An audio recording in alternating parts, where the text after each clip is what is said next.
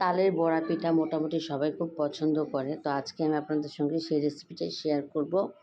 আমি কিভাবে তৈরি করি সেটাই। আমি যদিও কোনো প্রফেশনাল শেফ না, আমি সাধারণত আমার সংসারের জন্য যেভাবে রান্নাবান্না করি সেটাই আপনাদের সঙ্গে শেয়ার করার চেষ্টা করি। তো চলুন পিঠা বানাতে চলে যাই। দিয়ে দিলাম তাল 1 কাপ পরিমাণ, দিয়ে দিলাম গুঁড়া দুধ 1/3 কাপ পরিমাণ, সাথে দিয়েছি ময়দা। ময়দাটা কিন্তু অবশ্যই দিতে হবে চালের গুঁড়ার সাথে, কারণ না হলে কিন্তু অনেক হার্ড হয়ে যাবে আপনার পিঠাটা ভাজার পরে। এর জন্য একটু সফট রাখার জন্য অবশ্যই ময়দাটা অ্যাড করতে হবে।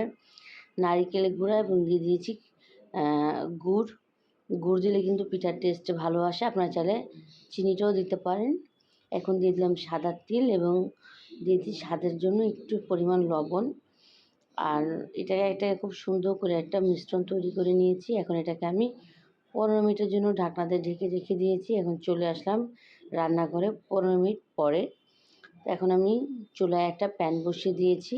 এখন তেলটাকে গরম করে এখন আমি একটা একটা করে দিয়ে দেবো। প্রথমে চামচের সাহায্যে দিতে গিয়েছি, এখন দেখলাম যে না, শেপটা ভালো আসছে না। এর জন্য আমি হাতের সাহায্যে একটা একটা করে সম্পূর্ণ আমি তেলের ভিতরে পিঠাটা দিয়ে দিলাম।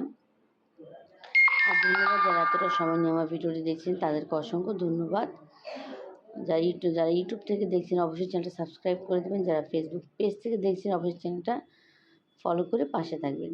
এখন আমি কাঁটা চামচের সাহায্যে আস্তে আস্তে একটু নেড়ে দিচ্ছি একটা একটা করে, কারণ দিতে দিতে আগে পরে হচ্ছে যে কোনো পার্ট তাড়াতাড়ি হচ্ছে, কোনোটা দেরিতে হচ্ছে, যে একটু আলতো হাতে এটাকে আমি ভেজে নিচ্ছি।